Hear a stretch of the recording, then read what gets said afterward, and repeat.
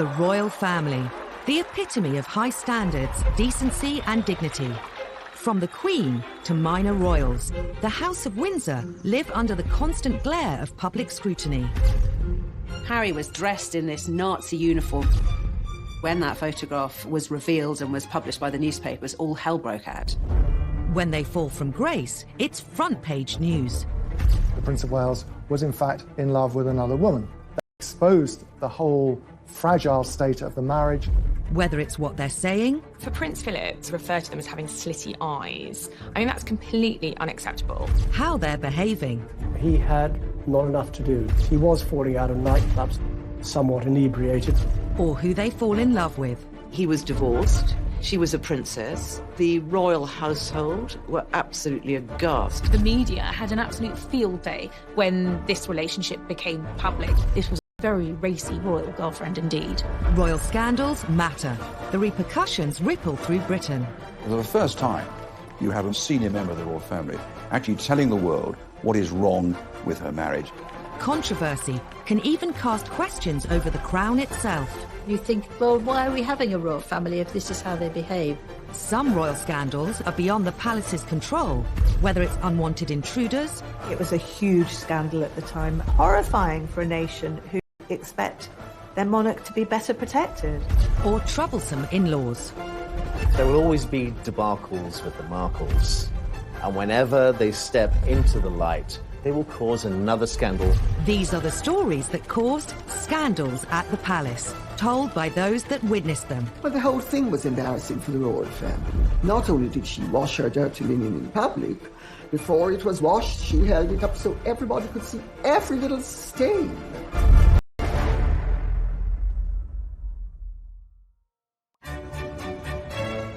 The House of Windsor, an institution at the heart of our nation.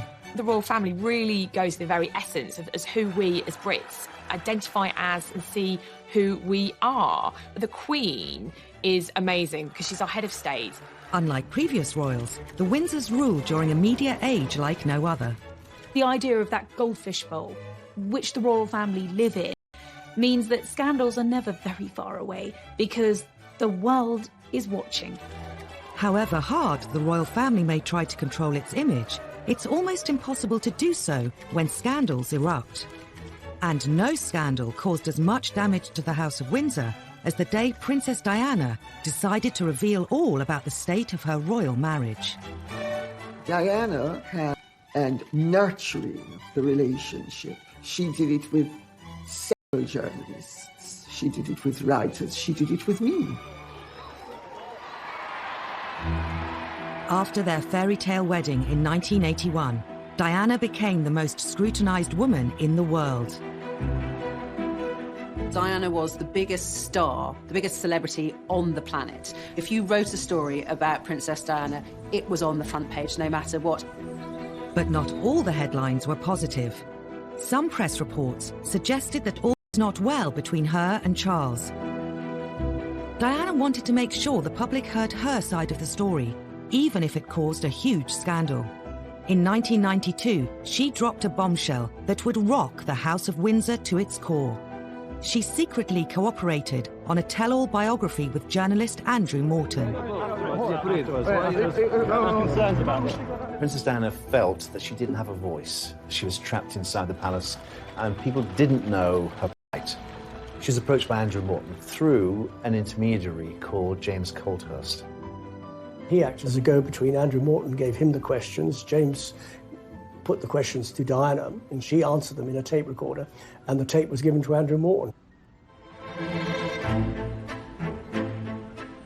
Colthurst made repeated clandestine visits to Kensington Palace and taped several conversations with Diana. I was working with Diana in 1992 and was completely unaware of her liaison with the go-between James Colthurst. Had I been aware of it, or had I been advised of it at that particular time, I would have probably encouraged her not to do it. Diana's butler, Paul Burrell, was one of her closest confidants. Even he was kept in the dark until shortly before the book's publication.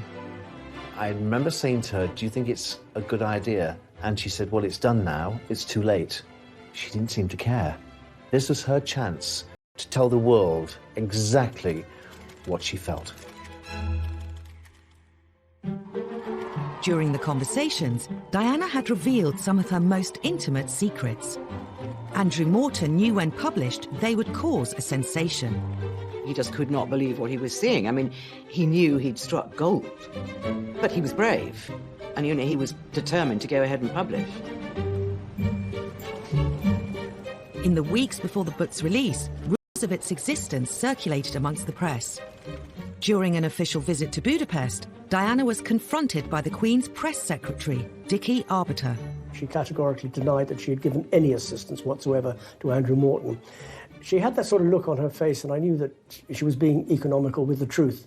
But you don't tell... The story was published in January 1992. It shocked the world, though many greeted its claims with disbelief. The motivation was to tell the truth. For once, forget the propaganda, tell the truth about what's really going on, because we do face a crisis in the House of Windsor. It's obvious to everyone. And make you a rich man. Well, if that's a corollary, then so be it. The book alleged Diana had been driven to bulimia, severe depression and self-harm. It was headline news in every newspaper, every TV channel. The fact that Diana released such personal details about her life, it was just one thing after another, what she thought of the royal family, how they treated her. It was one of the biggest scandals ever. We knew that they weren't happy, but we thought they were managing that unhappiness. Morton's book showed that they in fact led very separate lives, and that as far as Princess Diana was concerned, her husband, the Prince of Wales, was in fact in love with another woman, Camilla Parker Bowles. Royal author Lady Colin Campbell knew Princess Diana well and has also written a biography of her. The whole thing was embarrassing for the royal family. Not only did she wash her dirty linen in public, before it was washed, she held it up so everybody could see every little stain. The most shocking claim in Andrew Morton's book was that Diana threw herself down the stairs while 4 months pregnant because she was so unhappy. While many poured scorn on the claim, Paul Burrell says he remembers the incident well. I was actually at Sandringham when I heard this enormous clatter on the wooden staircase to find the princess halfway down it, faking a tumble while she was carrying Prince William. There's no way on this planet that she would put at harm her unborn baby, but she wanted attention.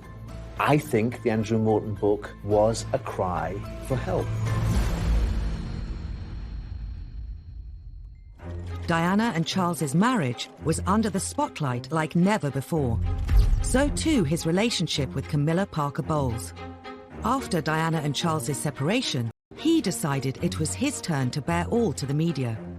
In an ITV documentary, he admitted he'd been unfaithful during the marriage, but only after it had irretrievably broken down. Now that Charles's affair with Camilla was public knowledge, Diana was determined to use the media to hit back again, with the biggest royal interview of all time.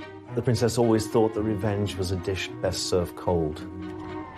Undeterred by the scandal that would inevitably ensue, once again Diana secretly collaborated with a journalist to broadcast her side of the story.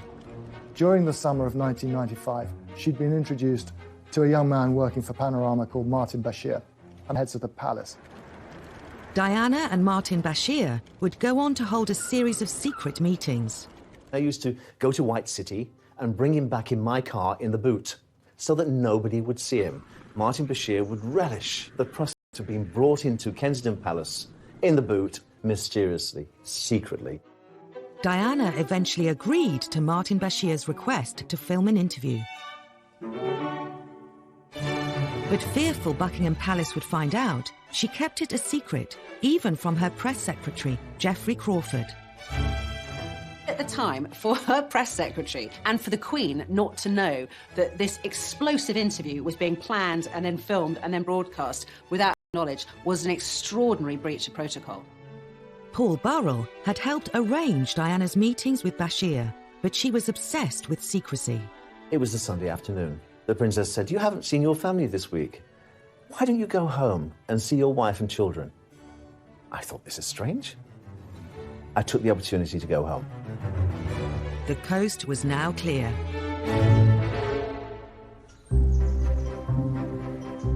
The Panorama team were secretly admitted to Kensington Palace. Their cameras were set up over a weekend. There was no one around. And they actually got the whole thing in the can before Diana admitted what was going on. Monday morning, I arrived back at the palace to notice all the furniture had been moved in the Prince of Wales' study. And I said to the princess, why have these chairs been moved in different directions? I had a dance class yesterday afternoon. Later that evening, she confided in me that Martin Bashir and the camera crew had been into the palace to film the interview. Oh my goodness, I said, you didn't say anything you shouldn't say, did you? She said, well, I did say a few things. Would you say that you were happily married? Very much so. But the pressure on us both as a couple with the media was phenomenal. I think the thing people remember most is her description of her marriage and the fact that there was a third party in their marriage, namely Camilla Parker Bowles, whom she made clear had been having an affair with the Prince of Wales, her husband. The princess came across as doe-eyed, vulnerable, hurt, wounded. She knew exactly what she was doing, even down to her makeup and the way she was dressed. The way she presented herself on that Panorama interview was key to winning over the hearts of the nation. It got more than 22 million viewers. You can also see why the royal household was so totally devastated by it, and they didn't even know it was happening when it was being planned. With Army officer James Hewitt. Yes, I adored him. Yes, I was in love with him. She just needed somebody to love her. Diana would make one more shocking comment about Charles's future role as king. Being Prince of Wales produces more freedom now, and being king would be a little bit more suffocating. And because I know the character, I would think that the top job, as I call it, would bring enormous limitations to him. And I don't know whether he could adapt to that. Some think Diana was driven by an ulterior motive. The thing that people objected to, not only in the royal family, but in establishment circles, was how she had tried to deprive Charles of his rights to the throne. Her agenda was, if the Queen dies and Charles is out of the line of succession, William becomes king and she can work herself into the position of being regent. I mean, the whole thing was madness. Diana's interview made headlines the world over.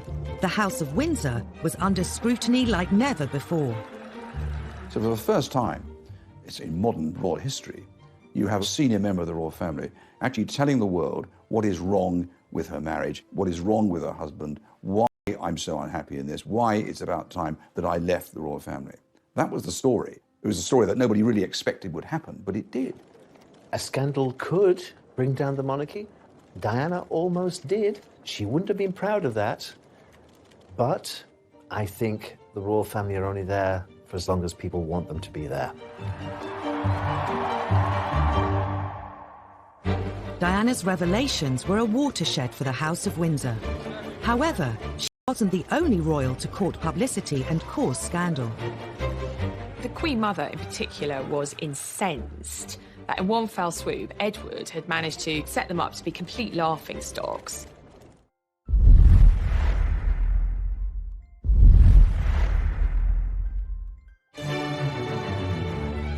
As reigning monarch for over 65 years, the Queen has had to endure decades of royal scandals.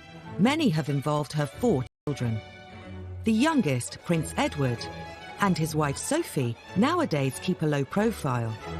He's the only one with a successful marriage of the Queen's 3 boys. He's the only one whose marriage hasn't ended in divorce, still happily married with 2 children. In his younger days, Edward attracted his fair share of headlines. Like Diana, he courted the media, in his case with sometimes disastrous results. Edward's first taste of controversy came in 1986. After graduating from Cambridge University, he followed his father theatre, but Edward decided to go into the Marines, which was a surprise for some people because he didn't appear to be cut out for it. This was a classic example where someone should have taken Edward on one side and said, this might not be your cup of tea. Just 4 months into his training at Sandhurst, Edward dropped a bombshell. Ingrid Seward was writing a biography of him at the time. Prince Edward was home for the weekend, and he told his family that he was going to quit the Marines. They said, don't be ridiculous. And they talked him round. He said, oh, OK, I'll stay. And he drove back to his base camp the next morning and handed in his resignation. And Princess Anne was driving back to Gloucestershire and nearly put a car in the ditch when she heard on the radio that Edward had resigned, because the last thing she knew, that they'd had this really good talk, and he'd said he'd stay in. The news was received with natural disappointment that His Royal Highness had come to this decision. Some members of the royal family felt he'd let the side down. The Queen Mother was one who felt disappointed in her grandson's behaviour. His father, Prince Philip, was apparently very upset and angry because, of course, what's a royal to do if they're not to be in the armed forces? Soldiers make an oath to Queen and country. For a member of the royal family not to be up to it in terms of joining a military unit was damaging. After quitting the Marines, Edward was free to indulge his real passion. Hurrah, hurrah! During university, he'd developed a love for the performing arts. Edward had always been seen as a man who seemed to be at his happiest on the stage. He also managed to convince other members of the House of Windsor to take part in a TV special, It's a Royal Knockout. All this quasi-excitement doesn't really matter a damn to you, then? No, we're the strong silent types. We're the best blue bandits there are. The programme was widely seen as a really low point for the House of Windsor. It was an incredibly kind of toe-curlingly embarrassing affair. You've got the members of the royal family prancing in period costume. They look like extras from the Tudor court. I think it was quite dangerous for the royal family in a way, because you think, well, why are we having a royal family if this is how they behave? If you see these people running around, mucking about like 6-year-olds or 3-year-olds even, and you think, well, am I giving my taxpayers money for this? It's a nonsense. On the day the programme was filmed, Edward gave a press conference to the waiting media, but it turned into yet another Have you? Well, thanks for sounding so bloody enthusiastic. Richard Kay was the Daily Mail's royal correspondent covering the day's events and was at the press conference. And he said, what did you think of it? Well, we couldn't really answer because we hadn't been allowed to see it, at which point Edward sort of threw his toys out of the pram, if you like. What did you think of it? Thanks. I thought it was... He displayed a very impetuous side of his character, and of course it was reflected in the television broadcasts and the newspaper accounts at the time. If Edward hoped It's a Royal Knockout would bring the royal family's image up to date, the whole affair did precisely the opposite. The Queen Mother in particular was incensed that in one fell swoop, Edward had managed to set them up to be complete laughingstocks. And she, having tried so hard to kind of reposition her family and obviously her daughter as monarch with dignity and gravitas, prancing around in Tudor costume, kind of laughing and braying in front of the cameras, it took them back several years. The fiasco didn't deter Edward from embarking on a career in television. In 1993, he started his own TV company, Ardent Productions. At the time, he made the mistake in saying, well, I'm not going to work on my royal connections, but practically every documentary he made had a royal connection. In 2001, Ardent were commissioned to make a series called A to Z of Royalty for an American TV channel. Prince William was about to start university at St Andrews. At the time, it was a big story. There was an agreement in place between the palace and the media that we would turn up to cover Prince William's first day at university, and we would then leave, which we all duly did. Except there was one film crew that didn't pack up and leave, and ironically enough, that was Edward's. Edward's film crew broke the agreement Clarence House struck with the media and continued to film around the university. Edward and his media career once again attracted all the wrong headlines. Edward was very defensive about it, maintaining that they weren't stalking Prince William, they were merely doing some extra shots they wanted to take up there. It did look very much like there were two rules. One rule for the working press, if you like, the media, and another for the royal family. It looked favoritism. Press reports claimed Ardent's bungling caused a huge bust-up between Edward and William's father. Prince Charles was apoplectic about it. When news reached him that there was still a camera there was quite a colourful phone conversation had between the two brothers. Ardent were forced to issue a public apology. It was a massive case, end of Edward's fledgling production career. Edward's television career was subject to press ridicule from the beginning. It was symbolic of the media's changing relationship with the royals. In the years immediately after the war, the British media showed far more deference to the monarchy. But in the 1950s, that began to change. The threat of scandal forced Princess Margaret to abandon her plans to marry. Her suitor, a member of the royal staff, named Peter Townsend. Peter Townsend was a war hero, a fighter pilot, very glamorous. But Peter Townsend had been married before, and in those days that created a huge scandal. The obstacles were enormous. He was divorced, she was a princess, the royal household were absolutely aghast. It was seen as a scandal because you can't do that as a royal. You can't get involved with somebody who is divorced. It's not done. Sir Alan Lascelles, who was the private secretary to the Queen, when Townsend went to tell him of the news that they intended to marry, Lascelles said, "You must be either mad or bad or both." The Royal Marriages Act meant Margaret needed her sister the Queen to agree to the marriage. But her role as head of the church placed Elizabeth in a compromising situation. The Queen was head of the Church of England, therefore could not condone the remarriage of divorced people in church. So for Princess Margaret, that was going to be tricky. Divorce was a dirty word. It was a dirty word in terms of the church. It was a dirty word in terms of government. In those days, the church did not recognise divorce. They knew it was happening, but they didn't recognise it. They didn't like it.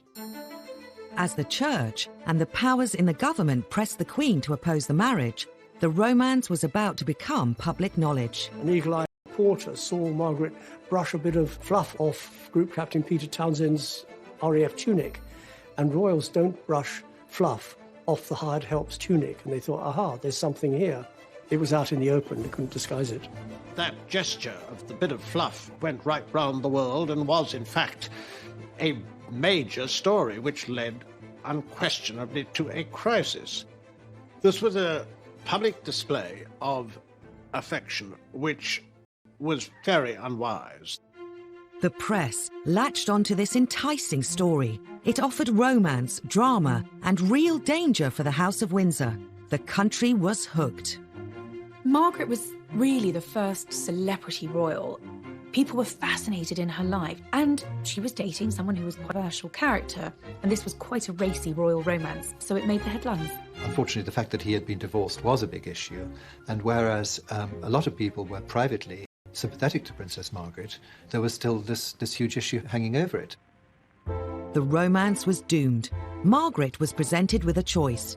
If she married Townsend, she would have to give up her title as princess. She chose her duty to the crown. She issued a rare statement in which she said that she had decided not to marry Peter Townsend. She recognised that being Princess Margaret and given her place in line to the British throne, that actually it was a case of duty before self, and that was what she decided to do. It was the first of the post-war scandals to hit the royal family. It was a tragedy in many ways that Margaret hadn't been able to marry him. He was her first love, the big love of her life. The Queen's intervention quelled the growing controversy around Princess Margaret's love affair. But the damage to royal reputations was done, and the floodgates had been opened. The age of deference was over. The royal family was now fair game. Half a century later, tales of a tearaway prince would create more shocking headlines in the tabloid press. Prince Harry did have a very troubled adolescence. He missed his mother a lot.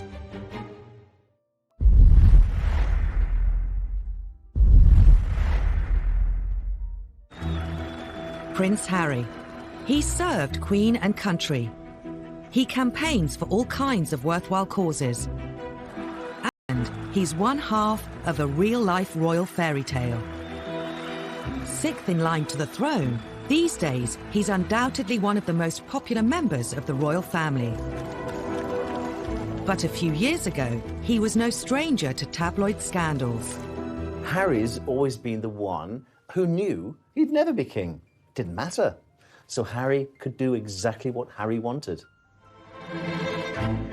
Harry was doing his A-levels at Eton College, but was destined to join the armed forces. The army was always his first love. I remember him as a 5- and 6-year-old strutting around Kensington Palace in army fatigues with a parachute regiment beret.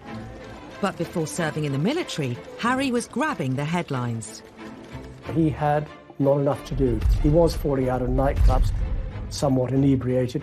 In 2002, the antics of the 17-year-old were to make front-page news. He got involved with smoking cannabis and drinking too much, so his dad took him by the ear and took him to a rehab centre. Prince Charles was so concerned at how often his younger son was using cannabis that he insisted he visited the Featherstone Lodge Centre in South London. Prince Harry met addicts. Story caused a stir and would become a major front-page splash. The News of the World got a hold of the story and, put it to the palace, and we're going to run with the big story about drugs. Prince Charles's spin doctor at the time, Mark Bolland, later said they decided to cooperate with the News of the World to try and present the story positively. They showed the Prince of Wales in a good light by saying as a dad he was taking his kid to the rehab centre to show the dangers of drugs and drink. And the News of the World would go along with it because then they could run the story on the drugs anyway. What youngster of that age wasn't falling out of nightclubs or pubs? It happens all the time. Even if you've got a protection officer in tow, that you are going to get up to things that maybe you shouldn't. Others in the media speculated that Harry was struggling to cope with the death of his mother at the age of 12. Prince Harry did have a very tough time after the death of his mother. He had a very troubled adolescence, very public displays of fighting with photographers and getting drunk. I think he missed his mother a lot and didn't really have a role in life. I think Harry's wild teenage years have a direct link to losing his mother. William and Harry walked behind Diana's coffin as part of the funeral cortege. Having grown up with them, of the two boys, I always worried about Harry most. An almost intolerable moment for the two boys, the two princes. Impossible to put into words. I knew that William was of an age he could understand his mother's passing, and Harry wasn't. And that really did affect his teenage years. He admitted a couple of years ago that he suffered mental health as a result of the death of his mother. At the time, he said no 12-year-old should be asked to walk behind a coffin. But then Prince Harry's no ordinary 12-year-old. He's a prince of the United Kingdom. After the rehab story, the press became increasingly interested in Harry's personal life. This was a difficult time for Harry. When Harry and William were at school, the press had voluntarily signed this agreement with the palace that they would give the boys their privacy. That was a big deal on Fleet Street. They were prepared to do that. But of course, once they left school, all bets were off. With Harry viewed as fair game by the tabloids, the floodgates opened. It was a fancy dress party with a colonial theme. Harry, for some reason beyond most people's understanding, decided that he was going to dress up with Nazi insignia, which a guest caught and photographed and sold to the Sun.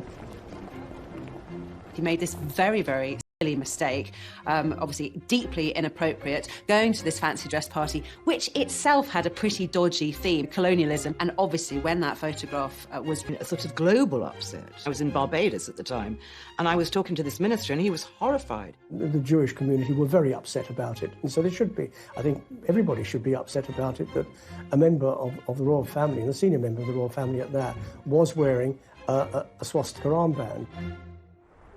The timing was particularly bad, as it happened 2 weeks before the 60th anniversary of the liberation of Auschwitz. It was seen as trivialising something that was such an important part of world history. It was a huge scandal for the royal family. It was such an insult to so many people. But obviously Harry hadn't thought about it, and obviously William hadn't thought about it either, or else he would have said, hey, that's a really silly idea. To make matters worse, the press brought up old stories about the Nazi connections of Edward VIII, the Queen's uncle. I think Prince Harry, inadvertently, by effectively a schoolboy prank, brought a lot of those feelings back to the fore. The royal family immediately apologised. I don't believe for a minute that he's got those sort of anti-Semitic tendencies. It was just thoughtless, and he really messed up. It could have affected his career in the army. He was just about to go to Sandhurst. But the military academy accepted his application. Then he got the call to the army, and that was the making of him. He excelled as a cadet. He excelled when he joined his regiment, Blues and Royals. Harry was posted to Afghanistan. He became the first member of the royal family to serve in a war zone since his uncle, Prince Andrew. He was trying to find a role for himself, and in the army, it seemed he'd found one. He'd served with great distinction. Soon before Harry was due to go on his second tour of duty in Afghanistan, he took a trip to the US.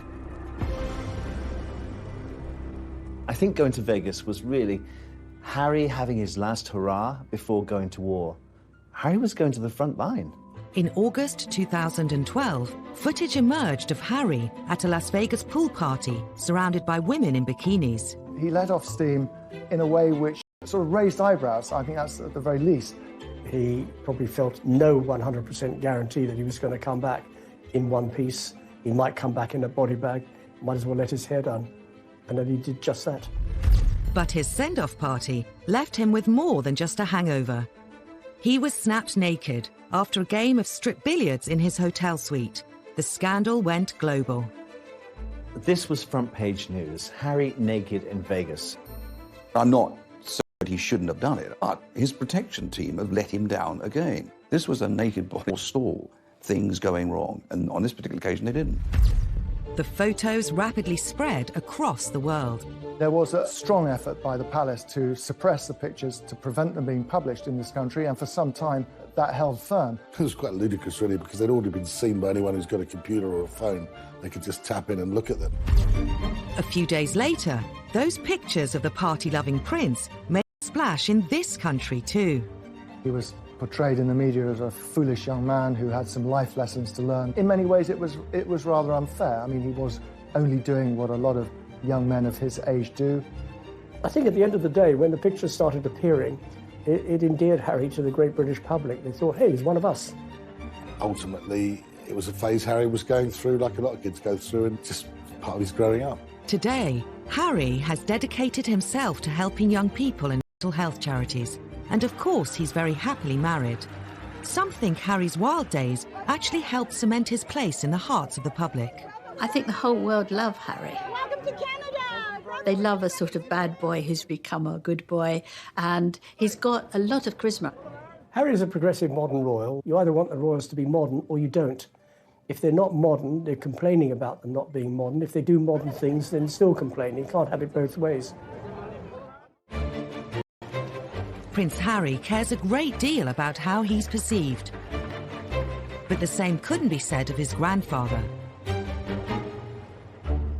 I think there's always a slight intake of breath whenever we used to see the Duke of Edinburgh on public engagements, because you never quite knew what he was going to say or do next. They don't sound entirely native. He does have an extraordinary ability to put his foot in it.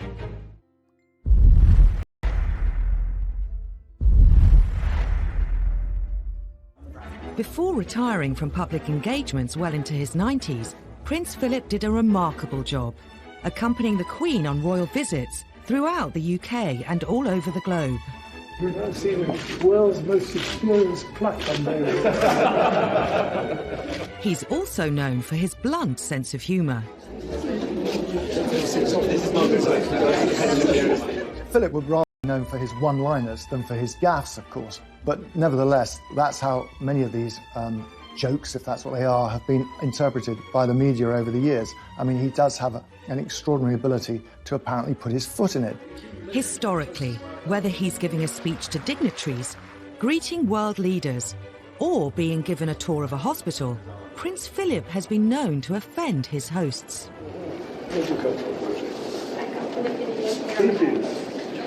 like intake of breath whenever we used to see the Duke of Edinburgh on public engagements, because you never quite knew what he was going to say or do next. And that's led to a string of scandals and a huge array of headlines. The Duke of Edinburgh definitely has a reputation for being gaffe-prone. Some of them are funny. Thank you very much indeed for your kind welcome and for the very nice things you've said about me, and also for this excellent dinner. I can tell you that I'm prepared to grace almost anything for a meal like that. Some of them are very non-PC. Prince Philip today unveiled an award, but also at one point observed that a somewhat dilapidated fuse box looked as though it was put in by an Indian. And some of them are downright offensive. They don't sound entirely native. I just don't think he can help himself. He just says what he thinks. And I suppose in the 1920s and 1930s you could get away with that. Prince Philip is a law unto himself. I think it would take a very, very brave person to say, sir, by the way, can you just tone it down a bit? No one tells Prince Philip what to do, first and foremost. He is his own man. He says what he thinks and what he feels.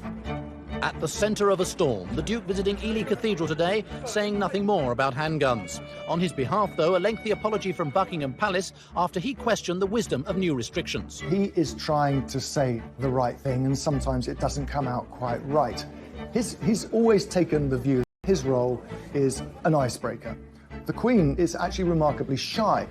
In 2013, Philip met Nobel Prize-winning education campaigner Malala Yousafzai. There's one thing about children going to school. They go to school because the parents don't want them in the house. Instead of putting people at ease, sometimes he puts them in the spotlight. In 2010, Navy Sea Cadet Elizabeth Rendell made national news when the Duke asked her if she worked in a strip club. He was with people in uniform. He's always much more comfortable with naval and army types. And he obviously felt secure in their surrounding, that he could crack a joke. While people in the UK are used to his old-fashioned sense of humour, on the international stage, the Duke has sometimes threatened diplomatic relations with foreign countries. I don't think he means any genuine offence when he makes these one-liners, but unfortunately, he has offended nations and peoples around the world. In 2009, the Duke committed one of his most high-profile blunders when meeting Barack and Michelle Obama. Meetings with the Chinese, the Russians, David Cameron. Can you tell the difference between I think Prince Philip asking whether you could tell the difference between Chinese, have a preponderance of saying something rude about the Chinese. In 1986, while on a state visit to China, Philip made arguably his most infamous and catastrophic blunder of all. They were behind the red flag of China for the very first time, a huge visit because of all the trade potential. And it went terribly well, up and until Philip's comment. He described Beijing as ghastly and then made further offensive comments about the Chinese people. I was there when he said to a group of students, if you stay here any longer, you'll get slit eyes. The students themselves weren't offended. However, the hosts were, and there was an enormous diplomatic mission undertaken to smooth things over.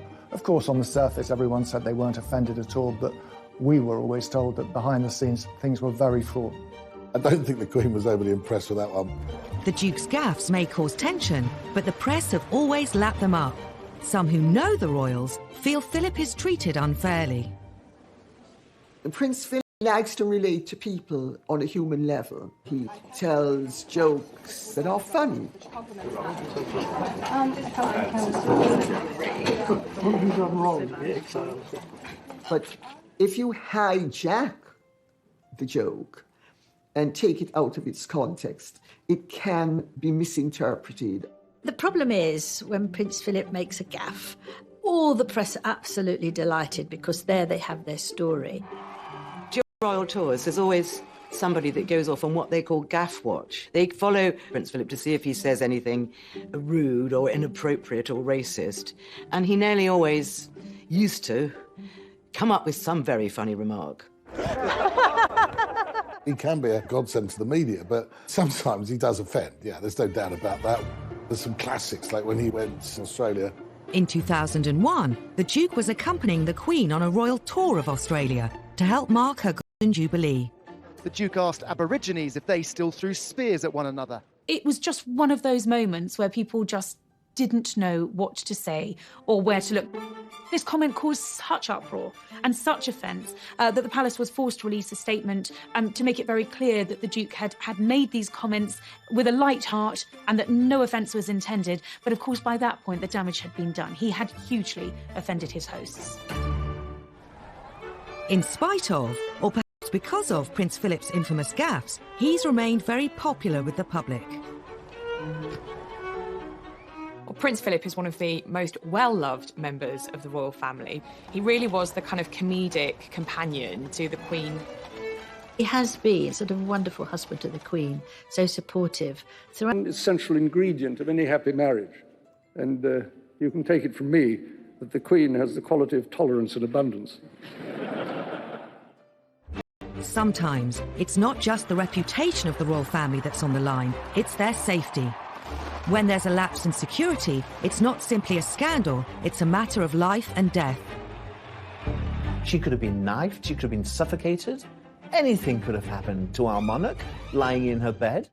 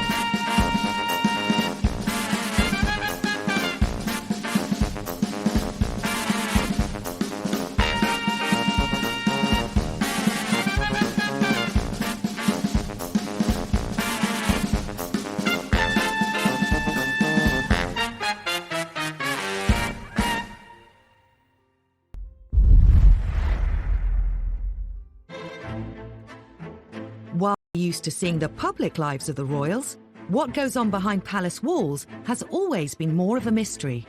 The royals have been hit by a number of scandals involving their personal security. Security scandals are scandals because...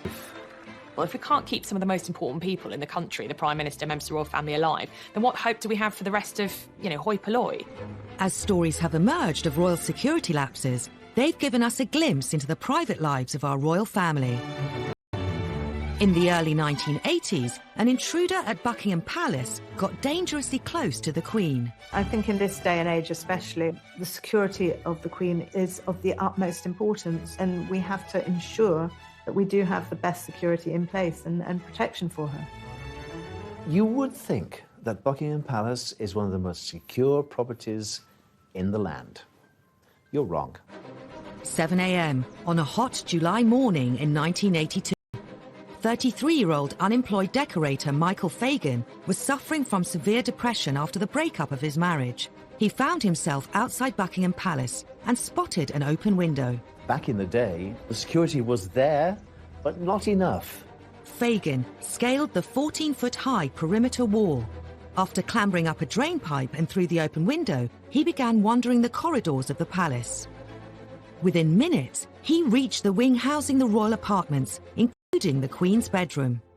He had managed to completely evade royal protection and security and get straight to the Queen. On his way in, Fagan had set off an alarm sensor, but thinking the alarm was faulty, the police silenced it. To make matters worse, the armed police officer, who should have been outside the royal bedroom, was away from his post. Fagan walked straight into the Queen's bedroom, where she was fast asleep. He could easily have killed the Queen in her bed, and that would have been it. He sat on her bed, and apparently she kept him calm by having a nice chat. Minutes later, the palace police bundled him out of the room. Her Majesty told me the story personally. I said, well, that's extraordinary. She's plus. He was gripping a broken ashtray and he was bleeding on my counterpane. All she was worried about was the bloodstain on her bedclothes. She wasn't worried about her safety at all. Anything could have happened to our monarch lying in her bed. She could have been knifed, she could have been suffocated. It was a huge scandal at the time, horrifying for a nation who expect their monarch to be better protected. The embarrassment and the scandal reverberated through the corridors of Buckingham Palace, down the Mall into Westminster. It was such a national scandal that the Home Secretary offered his resignation. The Queen said no, but he obviously felt embarrassed enough to offer it, and I think that was right. Michael Fagan wasn't charged, but did spend the next 6 months in a psychiatric hospital. The scandal meant that royal security was doubled and Her Majesty could sleep safely. 2 decades later, the royals were hit by yet another security scandal at Prince William's 21st birthday party. It seemed lessons hadn't been learned. It's impossible to believe that an imposter can get into Windsor Castle, particularly something as high profile as Prince William's 21st birthday party, and yet that's what happened. The theme of the party was Out of Africa. Unbeknown to the news crews filming the build-up, they'd caught on camera the man who would be on the front pages of the tabloids the next day. And it wasn't the birthday boy.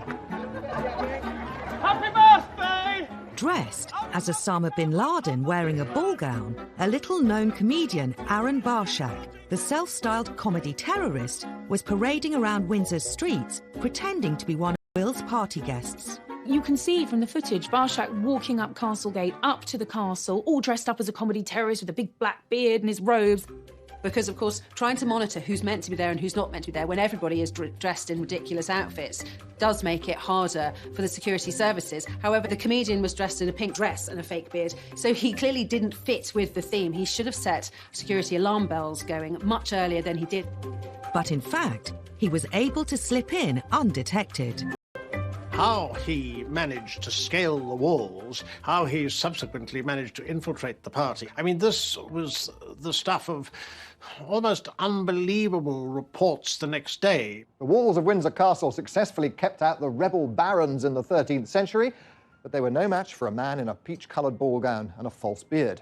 He managed to get past the police security and into the castle, which, by the way, is a pretty big place, straight into the party. I mean, that was a huge security breach. Barshak climbed onto the stage where Prince William was making a speech. He kissed him on the cheek before eventually being detained. He certainly shouldn't have been allowed to get anywhere near, let alone kissing distance, of William. The fact that he got on stage, no one realised anything was wrong until Prince William looked at him and said, "Who the hell are you?" It is rare for almost all senior members of the royal family to be gathered together in one place. And if Barshak had been someone with evil intent, well, you can imagine the consequences. There was a huge public outcry. David Blunkett, the Home Secretary at the time, had to make grovelling apologies on behalf of the police. Security breaches don't get any bigger than that. It was a huge royal scandal, and suddenly all of the attention was off the birthday boy and on what was essentially a massive security threat. David Blunkett did also, interestingly, put the boot into the royal family. He clearly wasn't prepared to take the full blame on behalf of the police and said that the royal family had specifically asked for lighter touch policing on that night. Every tourist would be talking about a very different story today. Could the lax security around the royals have prompted the idea behind the next breach? Less than 6 months later, an undercover reporter infiltrated the royal household and got a job as a footman. The reporter faked a CV, bogus references, and somehow managed to elude royal security and all of the checks that surely go with applying for a job in the household. The Daily Mirror even managed to take this grainy photograph of their fake footman, Ryan Parry, standing on the balcony of Buckingham Palace. The Mirror journalist described how his uniform guaranteed virtually unlimited access to every part of the palace. For the Daily Mirror, this was a massive coup, revealing the most astonishing details about the domestic lives of the royal family. The fake footman had access to the royal family's personal apartments and even took photos of the table where he served the Queen and Prince Philip their breakfast. He revealed these fascinating details of breakfast with the royals, the Queen feeding her corgis marmalade and toast underneath the table. They all thought Queen would be eating off gold plate, and the idea that her muesli was brought to her in Tupperware boxes sort of really appealed to people. The British public were able to gawp at what Her Majesty eats for breakfast. The country was shocked someone with a fake CV could get so close to the Queen. It just makes you wonder about how many other people they've employed who have had slightly dubious backgrounds. Even more embarrassing was the timing of the scandal. He was there on the eve of a presidential stay. In fact, he saw the president's bedroom. There could have been a real scandal over the fact that this undercover reporter was working within feet of President Bush while he was a guest of the Queen. For the palace, utter humiliation, an absolute breach of royal security. While security staff can be hired and fired, even the royals can't choose their in-laws. The Markles, they're not going anywhere. Meghan's family obviously want to cash in on her fame and her royal connections.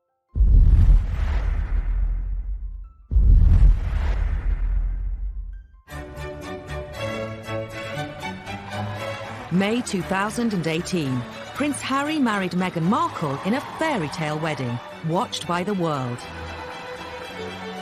I think the wedding of Prince Harry and Meghan Markle really captured most people's imagination, and it was like a film set. I think it was an American in the royal family, and the royal wedding itself was like a giant street party. Everybody loved it. For the Windsors, a royal wedding means welcoming a new set of in-laws into the family. The royals have had a brilliant way at dealing with the in-laws. We always used to call them the outlaws because they were not hugely welcomed in. But that has changed in recent years. The royals are now much more welcoming to those whose families, of those who marry into them. But new in-laws can bring their own potential for scandal beyond the control of the palace press machine. Since Meghan's engagement, her family have been a gift for the scandal-hungry tabloid press. One thing you have to understand about the Markle family is it's a rather dysfunctional family, especially from where we're sitting here. The run-up to the royal wedding was a very, very difficult time, I think, for Meghan and for Harry, and what should have been the happiest day of their lives was overshadowed by a very unhappy build-up to the wedding. Meghan's half-sister Samantha was never far from the headlines and isn't shy about sharing her opinions. Having previously labelled Meghan a social climber, she revealed she was writing a book called The Diary of Princess Pushy's Sister. Meghan and her half-sister Samantha have never been close. It is abundantly clear that Samantha Markle is deeply jealous of her. She's also been outspoken on Twitter, in one outburst branding Meghan the Duchess of Nonsense. The Markles have caused a huge amount of problems. Samantha is off the rails as far as the things that she says. In the weeks before the wedding, the scandals kept coming. Many of the Markles have been keen to cash in on their fame through their new royal connection. And no one is doing that better than Tyler Dooley, her nephew, who is growing cannabis. Quite legally, he decided that he was going to launch a brand of cannabis called Markle's Sparkle. You can't control the families they marry into, particularly if the families they're marrying into are on the other side of the world, in the United States. They are citizens of another country. They do things in a different way. Some royal observers think the problems with Meghan's family became even worse after Harry appeared on Radio 4's Today programme. Were there family traditions you had to explain to her? Oh, plenty. I think that's probably. I mean, I think we've got one of the biggest families that I know of, and every family is complex as well. So, no, look, she's done an absolutely amazing job. Just getting in there, and it's the family that I suppose she's never had. Harry's comment about Meghan's family sparked a very public war of words with the Markles. It was a crass remark, I think. Social media, Twitter sphere, if you like. Samantha Markle is very handy on social media, and she responded pretty much immediately, saying, well, wait a minute, there is a family here. We were all there when Meghan was growing up, and the palace should have intervened quickly to nip it in the bud. A simple invitation to the wedding would have solved it. But wedding invitations weren't forthcoming. I think Samantha Markle, along with the rest of the Markle family, have been hurt by being ostracised. I think by being pushed to the margins and left out of the biggest street party in our country last year really, really hurt them. Then, Meghan's half-brother Thomas Jr. decided to have his say in the press.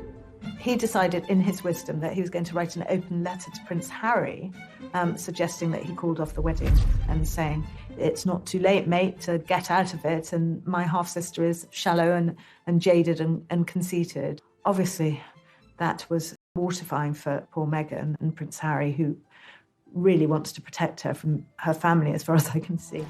The biggest scandal of all involved Meghan's father Thomas and some faked photographs. All had seemed well when Kensington Palace announced he would be walking his daughter Meghan down the aisle. We were all looking forward to seeing both her mother and her father at her side on the wedding day. But as the date got closer and closer, it became apparent that there was a problem with her relationship that she had with her father and whether he was actually going to be able to attend. 2 weeks before the wedding, what appeared to be paparazzi photos emerged of Thomas Markle being measured for a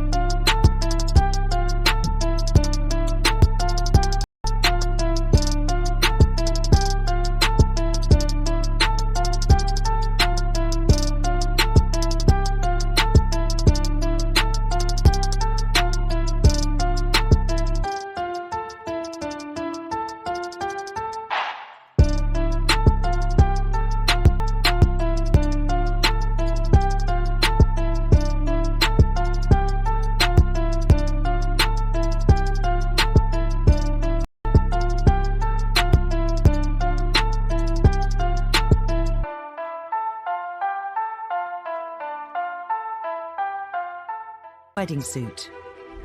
Another image showed him in an internet cafe near his home in Mexico, looking at pictures of Meghan and Harry. But soon after their publication, it emerged that Thomas Markle had colluded with a photographer to stage the photos.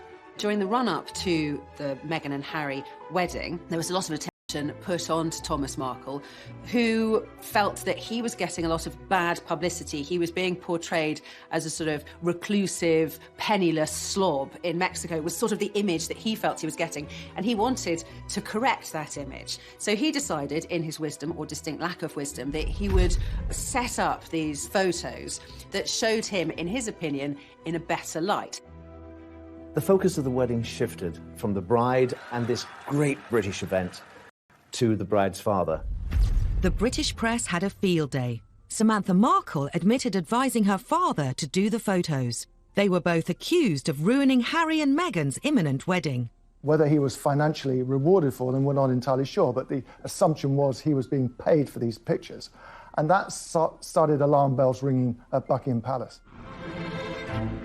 And then, of course, there was so much written about how this must be very, very humiliating for Meghan and what's her relationship and is he going to come to the wedding after all or not, which was, of course, the big question mark about all of that. Was Thomas going to walk Meghan down the aisle? As the clock ticked down to the big day, it was reported Thomas Markle was in hospital with heart problems, meaning he wouldn't be at the wedding. It turned into a huge fiasco for the royal family. This was a man who had to miss his daughter's wedding, who was flailing around not knowing what to do and ended up in hospital with a heart attack. In the end, Prince Charles stepped in. As a father of a daughter, more than anything, you want to give your daughter away, I'm certain, at her wedding, and the fact that he couldn't do that must be a sense of deep, deep sadness to him. Could the whole scandal have been avoided? Now, wouldn't you think they'd learned their lessons from the past? Wouldn't you think that they'd send somebody out to America to take care of the father of the bride? Thomas Markle was a loose firework waiting to go. But Dickie Arbiter, the Queen's former press secretary, says that Buckingham Palace was powerless to intervene. A lot of people were saying prior to the wedding that maybe the palace should have done more to protect Thomas Markle. Suggests that Harry and Meghan country, first of all, got to ask the Queen's permission, if they can go. Then you've got to say to the government you want to go. You always can't just jump on a plane. The controversy surrounding Thomas Markle and the fake photos put a huge strain on his relationship with Meghan. And there was worse to come. Meghan tried to mend the rift and wrote to her father. What did he do? He released that letter, a personal letter from his daughter to himself, to the media. If every time she writes to him or rings him, he talks to a journalist, then she's going to stop doing it. So she's going to have to cut him out of her life, I fear. To make matters worse, 6 months after the wedding, Thomas Markle appeared on TV, complaining Meghan had cut off all contact. Been trying to reach out for several weeks. Every day I try to text her. I just haven't received any comment back. And Samantha appeared on Channel 5's Jeremy Vine show to defend what she'd said about Meghan.